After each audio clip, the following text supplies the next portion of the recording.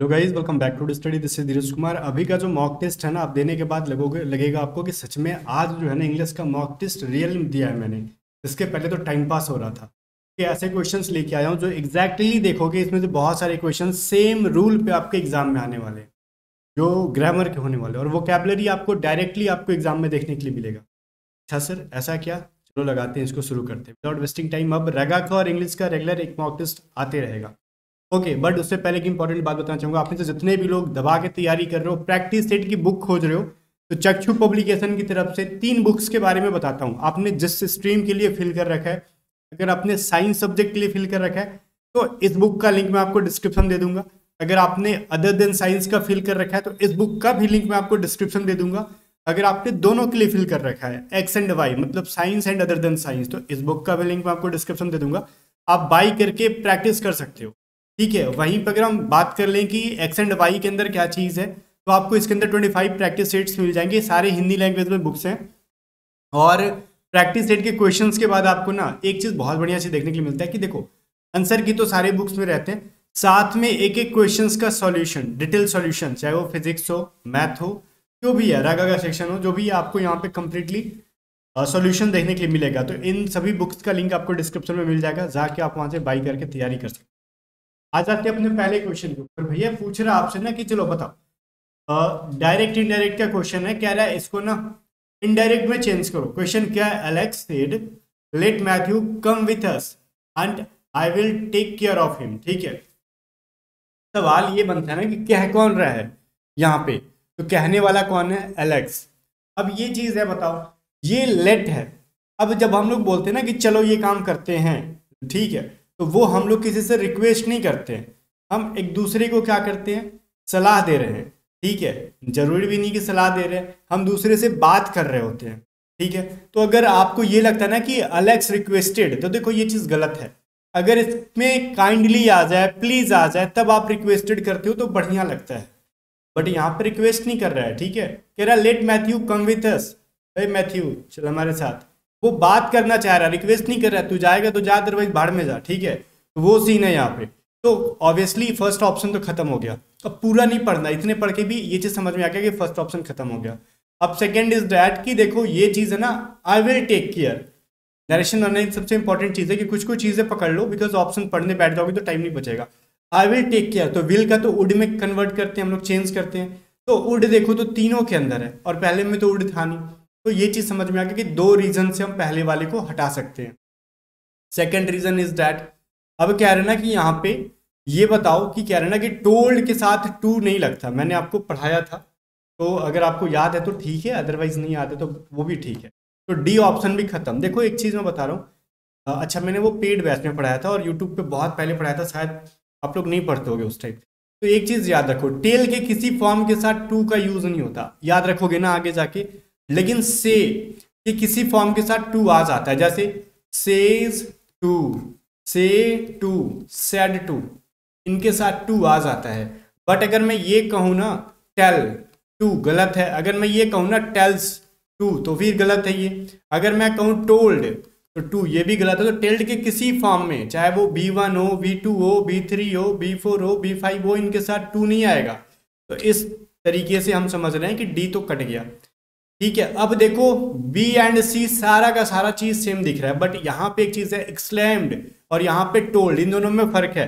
तो एक्सक्लेम्ड कब लगाते हैं? जब जनरली हम लोग देखेंगे हुर्रे आ जाए, कुछ खुशी की बात आ जाए, जॉय वाली वर्ड आ जाए, ठीक है, इस तरीके की चीजें आती है तो हम लोग एक्सक्लेम्ड का यूज करते हैं। बट यहाँ पे करना सही नहीं है, बिकॉज वो एक साधारण सा बात है ना, कि वो ये नहीं कह रहा है कि हुर्रे या फिर ब्रेवो, इस तरीके का वर्ड नहीं यूज कर रहा है वो। ठीक है, तो डायरेक्ट यहाँ पे क्या हो जाएगा? Alex told his son to let Matthew come with them as he would take care of him. Clear है? क्लियर है? ऑप्शन नंबर सी यहाँ पे सही आंसर है।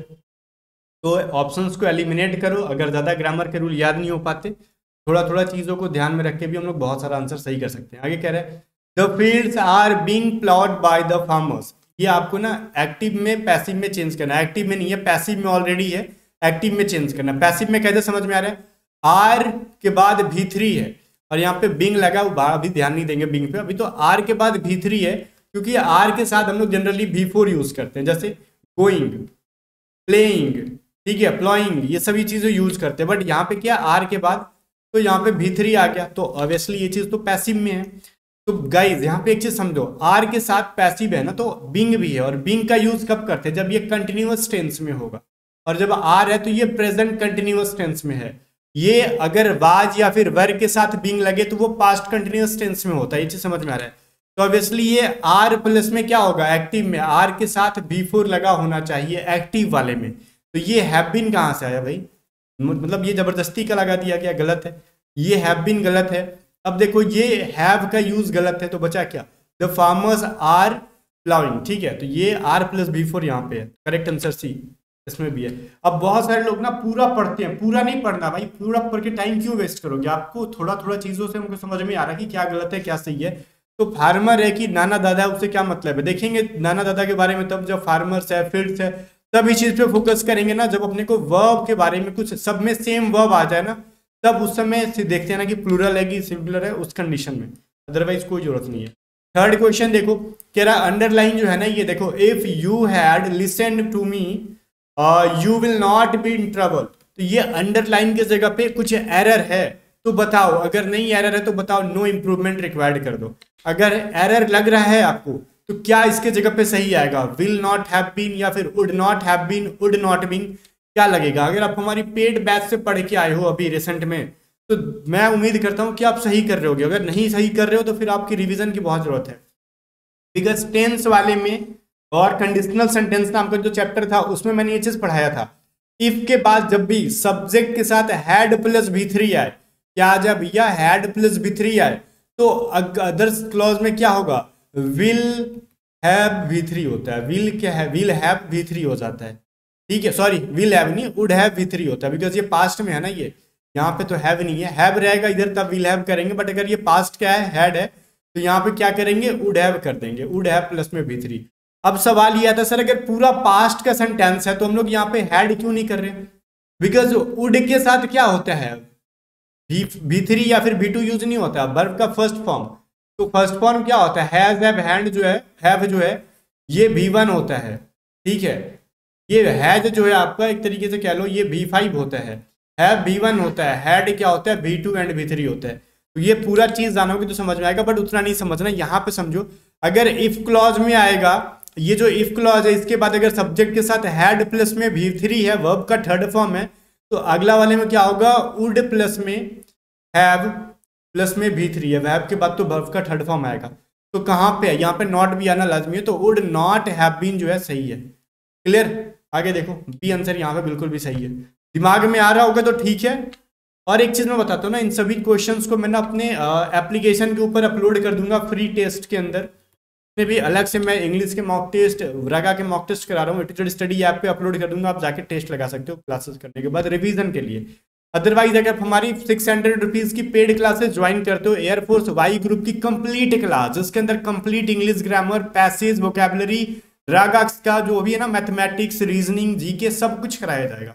तो आप 600 रुपीज पे करो और ज्वाइन करो। पे करने के लिए आप व्हाट्सअप कर सकते हो, अगर नहीं समझ में आ रहा है एप्लीकेशन देखो, वैसे तो आप डिस्क्रिप्शन में ऐप का लिंक है, ऐप से डाउनलोड करके खुद से भी ज्वाइन कर सकते हो। अगर नहीं करने आ रहा है तो आप हमारी टीम को व्हाट्सअप कर लो 7279047787, वो बता देंगे कि इस बैच में किस तरीके से इनरोल होना है पे करके। उसमें वीडियो कोर्सेज भी मिलेगी फ्री में, आपको 25+ टेस्ट सीरीज मिल जाएगा, बहुत सारे पीडीएफ्स मिलेंगे, और इसके बाद लाइव क्लासेस भी चल रही है रेगुलर 11 बजे। यहाँ पे सिलेक्शन समझो यहाँ से पक्का होने वाला है आपका।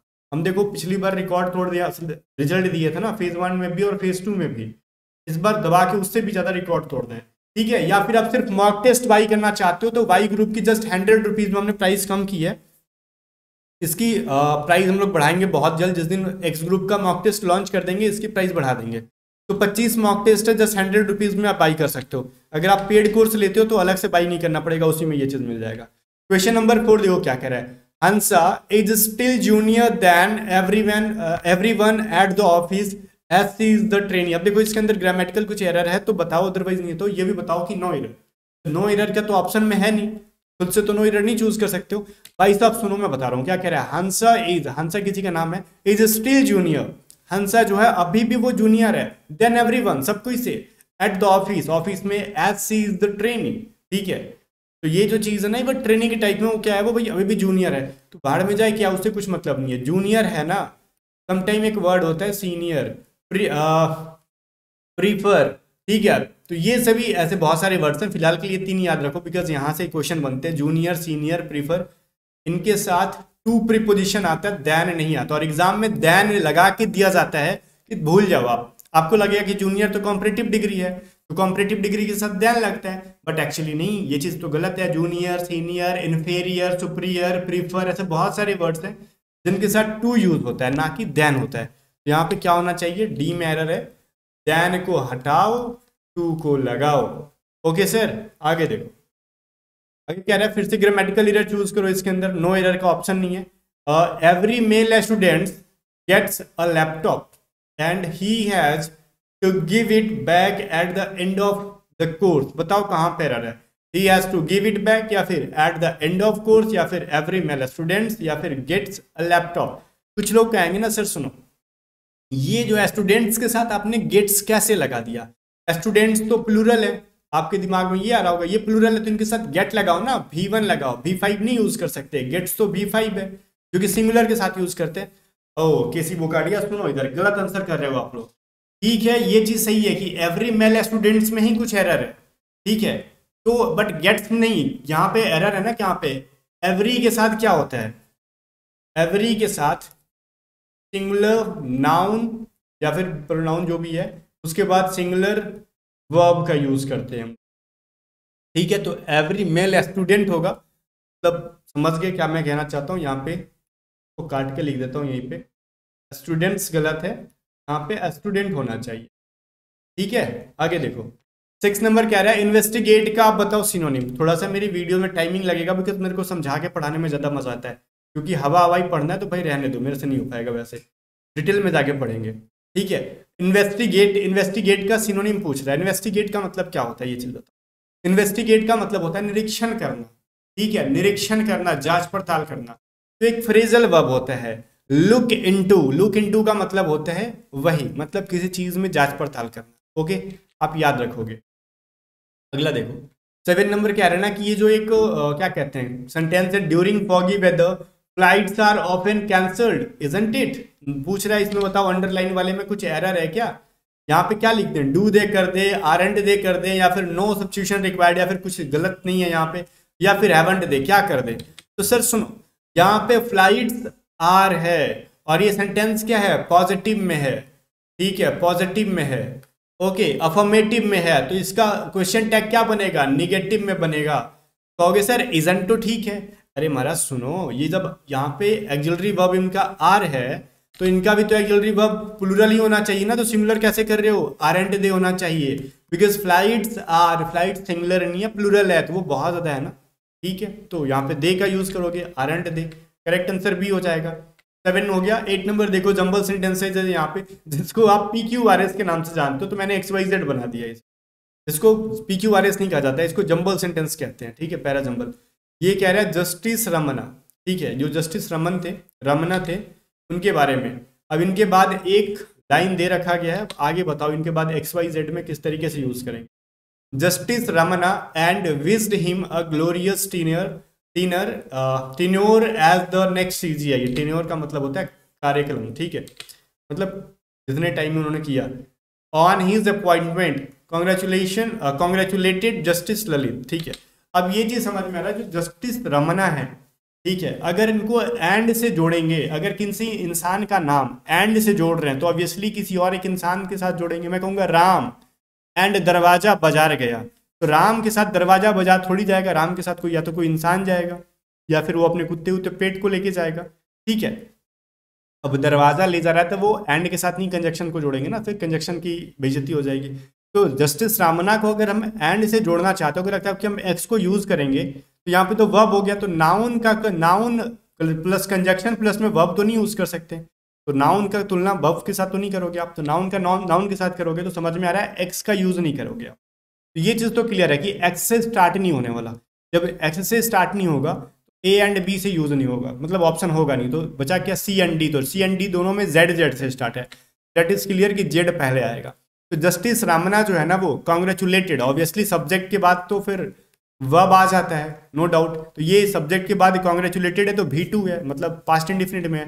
तो justice Ramnath congratulated justice Lalit, ठीक है। अब उन्होंने जस्टिस ललित को क्या किया, कॉन्ग्रेचुलेट किया। अब किसी चीज के लिए कॉन्ग्रेचुलेट कर रहे हो तो वहां पे क्या होगा, ऑन हिज अपॉइंटमेंट। किस चीज के लिए भाई कॉन्ग्रेचुलेट किया उन्होंने, उनके अपॉइंटमेंट के लिए किया। एंड उसके बाद क्या किया, wished him a glorious tenure as the next CGI, मतलब अगले CGI के लिए उनको विश किया, ठीक है। यही चीज कह रहा है, तो डी हो जाएगा करेक्ट आंसर, ZYX। तो इनका ना आप इस तरीके से सीखो कि नाउन को किस तरीके से जोड़ना है, कंजक्शन को थोड़ा सा इंग्लिश पर अंडरस्टैंडिंग बनाओगे तो बन जाएगा।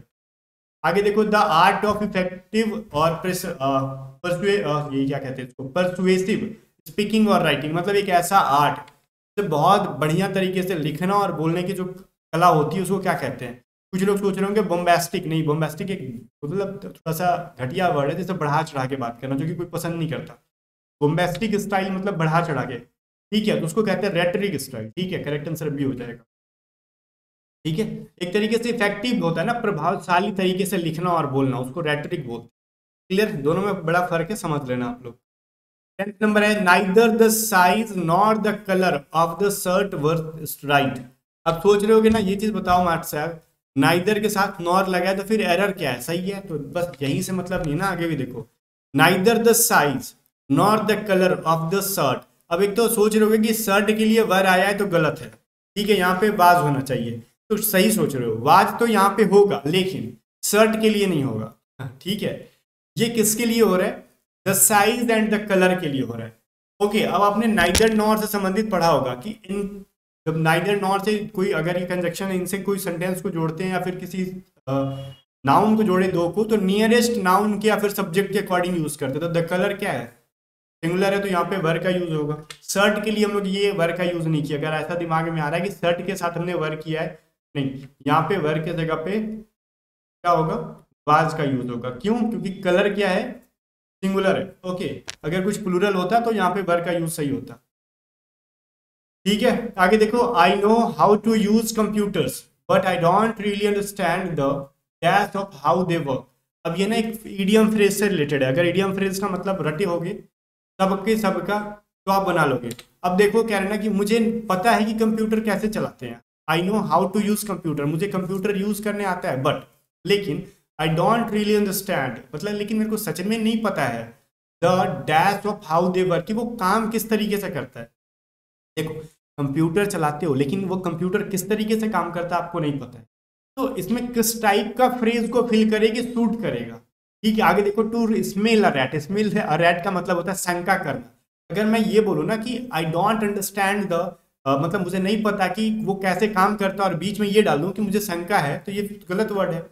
नहीं आता तो इसमें शंका क्या है, मतलब आपको कंप्यूटर चलाने आ रहा है लेकिन आपको पता नहीं कि किस तरीके से यह काम करता है, तो शंका से रिलेटेड कोई वर्ड ही नहीं आएगा, ठीक है, obviously. On the card, on the card तो नहीं होगा। ऑन द कार्ड का एक्जैक्टली मीनिंग क्या होता है, ये चीज आपको समझ में आना चाहिए। इसका मतलब होता है संभावना होना, ठीक है, पॉसिबिलिटी होना। तो यहाँ पे जब आपको कुछ समझ में नहीं आ रहा तो वहाँ पे पॉसिबिलिटी वर्ड क्यों यूज करे हो आप, मतलब बोल रहा है मुझे नहीं पता कि वो किस तरीके से काम करता है, तो ये मैं कह रहा हूँ कि मुझे नहीं संभावना है कि किस तरीके से वो काम करता है। या इसमें संभावना वाली कौन सी बात है, जबरदस्ती तो ये नहीं। मैं ये बोलूँ ना कि मुझे नहीं संभावना है कि रोटी कैसे बनाई जाती है, मतलब ये अगर संभावना पता है तो कहीं भी तो नहीं लिख सकते संभावना को, गलत वर्ड है। अगर मैं ये बोलूँ ना अ डैम्प स्क्विड या फिर ins and out, ins and outs का मतलब होता है पूरी तरह से, ठीक है। अगर मैं ये बोलूँ कि I don't really understand the ins and out, ठीक है, इन्स एंड आउट, इसका मतलब होता है कि मुझे बढ़िया से नहीं पता, पूरी तरीके से नहीं पता है कि वो किस तरीके से काम करता है, तो ऑब्वियसली सी आंसर सही है। इसका मतलब क्या होता है, पूरी तरीके से, ठीक है। डैम्प स्क्विड का मतलब होता है एक्सपेक्टेड, जो हमने एक्सपेक्ट किया वो चीज़ नहीं हो रहा है, तो कहते हैं डैम्प स्क्विड। इसका मतलब ईडीएम पे थोड़ा फोकस। आगे कह रहा है टू ग्रीज समवंस पाल्म, इसका मतलब क्या, एक ईडीएम है। इसका मतलब होता है किसी को रिश्वत देना, ठीक है, तो ऑब्वियसली समझ में आ रहा होगा, offer bribe to someone option number A के अंदर है, किसी को रिश्वत देना, तो ऑप्शन नंबर ए यहाँ पे बिल्कुल भी सही है। आगे देखो 13 कह रहा है मिस स्पेल्ड बताओ कहाँ पे है। वीडियो को रोक के अगर आपको समझ में आ रहा है कहाँ पे मिस स्पेल्ड है तो बताओ, नहीं समझ में आ रहा है तो मैं बता रहा हूँ। एक्सटेनियस का मतलब क्या होता है ना, मतलब स्पेलिंग क्या होता है ना, देखो EXTRANEOUS होता है, बट यहाँ पे क्या दे रखा है, ई को गायब कर दिया गया, तो ये करेक्ट स्पेलिंग। थोड़ा सा डिफिकल्ट हो गया आपके लिए, मैं जानता हूँ, बट कोई नहीं, आगे से करेक्ट स्पेलिंग वाला थोड़ा सा इजी मैं दूंगा, okay. The prisoner dash why he had been taken. अब देखो ये क्या है ना कि प्रिजनर के मतलब क्या होता है, जो कैदी हैं वो dash why he had been taken, उनको मतलब नहीं पता है कि वो क्यों मतलब जेल में या फिर वो क्यों लाए गए थे, उनको ये चीज़ नहीं पता। ओके, तो इसमें क्या फिल करें, इज नॉट नोन। देखो ये पास्ट का सेंटेंस है तो इज तो नहीं आएगा, क्यों पास्ट का है तो हैड है, क्या पास्ट में यूज करते हैं, तो ऑप्शन नंबर ये तो ऐसे भी खाली पीली हटा दो। अब बोलोगे सर देखो हैड भी तो है, डिड और डिड ये तीनों तो पास्ट का है, तो यूज किसको करें। भाई आपने क्या पढ़ा, हैड के साथ अगर हम V1 यूज करते हैं या फिर V5 यूज करते हैं तो समझ में आता है वो क्या, ये हैड टेंस में नहीं जाता है, सिंपल पास्ट टेंस में जाता है बस। लेकिन जनरली परफेक्ट टेंस के लिए हम लोग क्या करते हैं, हैड प्लस में V3 का यूज करते हैं। तो हैड के साथ V3 होता है ना, तो नो का क्या होता है, नो, न्यू एंड नोन होता है। तो ये होता है V1 V2 एंड V3। तो इसमें देखो हैड के साथ न्यू कर दिया है। भाई ये कौन सा मतलब ये कौन से ग्रामर के बुक से उठा के लाया गया, हैड के साथ V2 का यूज गलत है, ऑब्वियसली ऑप्शन ही गलत है, ये यूज ही नहीं हो सकता। अब मैं बोलूँ डिड नॉट न्यू, तो डिड के साथ क्या आता है, डिड नॉट के साथ क्या होता है, V1 का यूज होता है, तो नो होता है V1, तो न्यू तो होगा नहीं। अब क्या होगा, डिड नॉट नो, वो नहीं जानते थे, ठीक है, did not know, the prisoner did not know why he had taken, ठीक है, why he had been taken, वो उनको नहीं जानते थे कि उनको क्यों लाया गया था। करेक्ट आंसर क्या, अगर इस पर देखो आपको हिंदी नहीं करने आ रहा ना, तो थोड़ा बहुत ग्रामर जानते हो तो भी जानते ऐड के साथ न्यू नहीं होगा, डिड के साथ न्यू नहीं हो सकता कभी भी, तो डिड के साथ नो होगा, और सेंटेंस पास्ट का है तो पास्ट वाला यूज करो।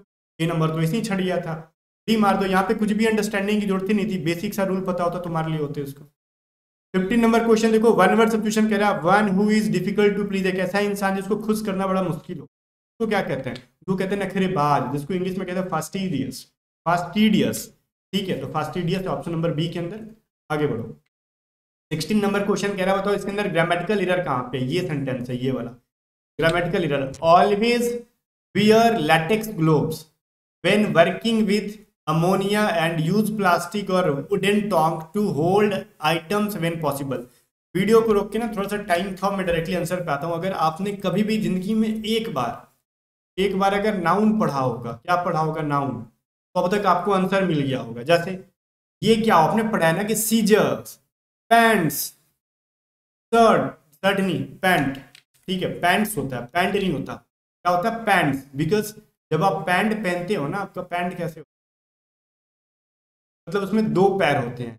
इवन आपका जो सीजर्स होता है, जो कैची, ठीक है, ये जो कैची में भी उसके काटने वाले दो हिस्से होते हैं, उसी प्रकार से होता है टोंग्स, जो चिमटा वगैरह टाइप का होता है, तो उसमें भी दो होते हैं, बिना चिमटा वगैरह जो होता है ना, कुछ सामान उठाने वाला, तो उसमें दो चीज होते हैं ना दबाने वाले, आपने देखा हो कहीं, तो टोंग नहीं लिखते हम लोग, टोंग्स लिखते हैं उसको। तो ये नाउन का एरर है, तो ऑप्शन नंबर बी में एरर है, ठीक है। तो यहाँ पे क्या होगा, टोंग्स होना चाहिए था, ना कि, क्योंकि कुछ नाउन ऐसे होते हैं ना जिनको हम लोग प्लूरल टाइप से लिखते भी हैं और प्लूरल होते भी हैं।